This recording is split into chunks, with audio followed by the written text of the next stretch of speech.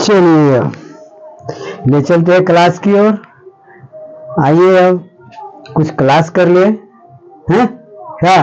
देखिए समझिए, पहले समझने की कोशिश कीजिए, माइंड को कूल रखिए, हार्ट को स्टील बना करके रखिए स्ट्रांग, और अपने लक्ष्य को हमेशा सामने रखिए और उस पर दृढ़ संकल्पित हो जाइए। इधर उधर अपने मस्तिष्क को भटकने नहीं दीजिए, कंसंट्रेट बना करके रखिए। देखिए अब चलिए आपको हम पढ़ा रहे हैं ट्रिगोनोमेट्री क्लास। देखिए तो ये देखिए, ये समकोण त्रिभुज होगा, है ना। ये देख रहे हैं, ये क्या है 90 डिग्री 90 एंगल है। ये क्या है थीटा है, ए बी सी। आप पढ़े हैं थीटा के सामने की भुजा को क्या बोला जाता है, लंब बोला जाता है, परपेंडिकुलर बोला जाता है, इसे पी से सूचित किया जाता है, ठीक है।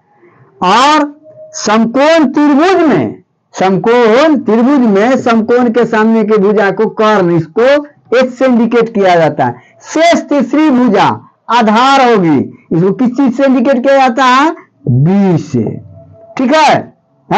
यदि ये देखिए, ये देखिए, ये देखिए, ये थीटा हो जाए, ध्यान दीजिए, ये थीटा हो जाए तो ये तो ऑलरेडी लंब हो जाएगा। इसको P से सूचित करेंगे, इसको B से सूचित करेंगे और इसको H से सूचित करेंगे। ये 90 डिग्री है, ठीक है। अब समझ में आ गया है?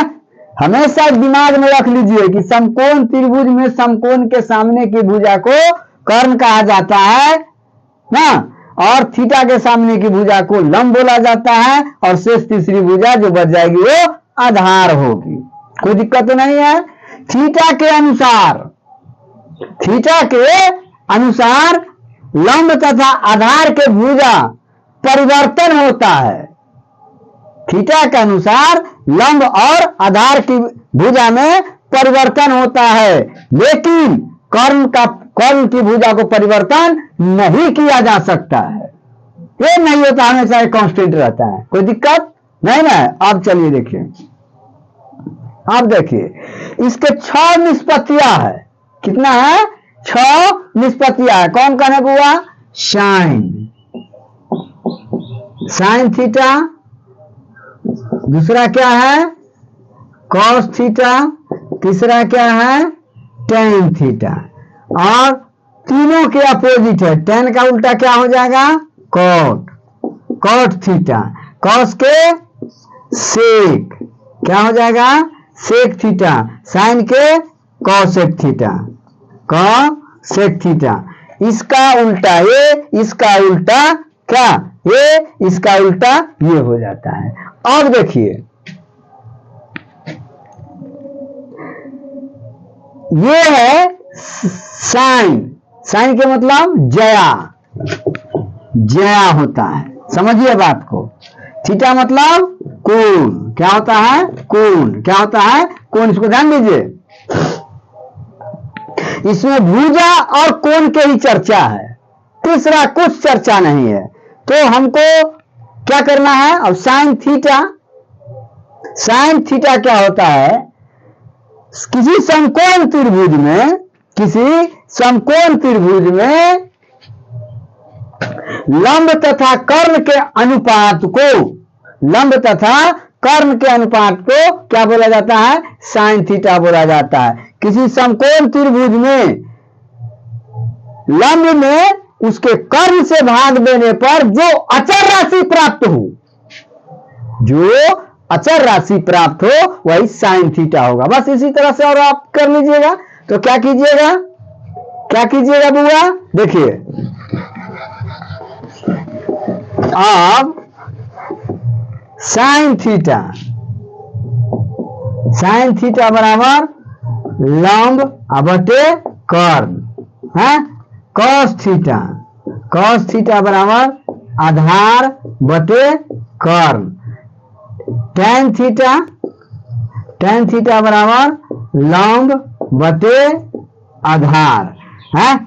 अब क्या हो जाएगा, कॉट थीटा, इसी का उल्टा कर लीजिए, आधार बटे लंब है, सेक थीटा ना, कस के सेक थीटा, तो कर्ण बटे आधार है, और कौसेक थीटा, कौसेक थीटा बराबर कर्ण बटे लंब, क्या है, लंब। इस तरह से आपको याद कर लेना है। क्या करना है, याद कर लेना है। क्या करना है बुआ, याद कर लेना है। आगे देखिए, आगे देखिए, अभी भी जान लीजिए, साइन थीटा बराबर पी बाई एच है, कॉस थीटा बराबर बी बाई एच है, tan theta p by B है, ई cot theta b by p है, सेक थीटा क्या हो जाएगा, h बाई बी, और कॉसेक थीटा क्या हो जाएगा, h बाई p। बस इस दिमाग में रख लीजिए, इसको दिमाग में रख लीजिएगा, आपको कहीं ट्रिगोनोमेट्री में दिक्कत नहीं होगा, भाई ब्रेन में रख लेना है, ठीक है। इसको मिटा दे, इसको मिटा दे। अब आगे देखिए, आगे क्या करना है, अब आइडेंटिटीज के बारे में जानकारी प्राप्त करना है। क्या करना है, आइडेंटिटीज के बारे में, आइडेंटिटीज के बारे में, जैसे sine, sine square theta plus cos square theta बराबर 1 कैसे हुआ, ये प्रूफ कर कीजिएगा ना कि sign square theta plus cos square theta बराबर 1 कैसे हुआ। तो इसको LHS बोलेंगे, LHS बोलेंगे, इसको RHS बोलेंगे, कोई दिक्कत। LH जो जटिल हो, जो कम्प्लेक्स साइड होगा, जो साइड कम्प्लेक्स होगा उसी को हम क्या करेंगे, तोड़ेंगे, हैं, क्या करेंगे, तब इसको लीजिए LHS, कोई दिक्कत। क्या है साइन, तो sign square theta plus cos square theta. अब साइन, साइन थीटा बराबर क्या पर है, लंब बटे कर्ण, लंब बटे कर्ण, तो लंब बटे कर्ण, ध्यान दीजिए कि स्क्वायर कर दीजिएगा, प्लस कॉस थीटा आधार बटे कर्ण, है ना, यही पढ़े हैं, पढ़े ना, ए बाई बी के स्क्वायर बराबर ए के स्क्वायर बाई बी के स्क्वायर, पढ़े ऐसे। तो अब देखिए इसको कीजिए, तो इसको लंब के स्क्वायर बटे कर्ण के स्क्वायर, है ना, कर्ण के स्क्वायर प्लस आधार के स्क्वायर बटे कर्ण के स्क्वायर है, कर्ण, कर्ण स्क्वायर का एलसीएम लेंगे तो क्या होगा, कर्ण स्क्वायर हो जाएगा, है, कोई दिक्कत। और कर्ण स्क्वायर से कर्ण स्क्वायर भाग देंगे तो 1, 1 में लंब स्क्वायर से गुना करेंगे तो लंब स्क्वायर, तो यहाँ लिख देंगे लंब के स्क्वायर, और इसी तरह कर्ण स्क्वायर से कर्ण स्क्वायर भाग देंगे तो 1, 1 में आधार स्क्वायर से गुना करेंगे तो आधार स्क्वायर हो जाएगा, आधार के स्क्वायर हो गया।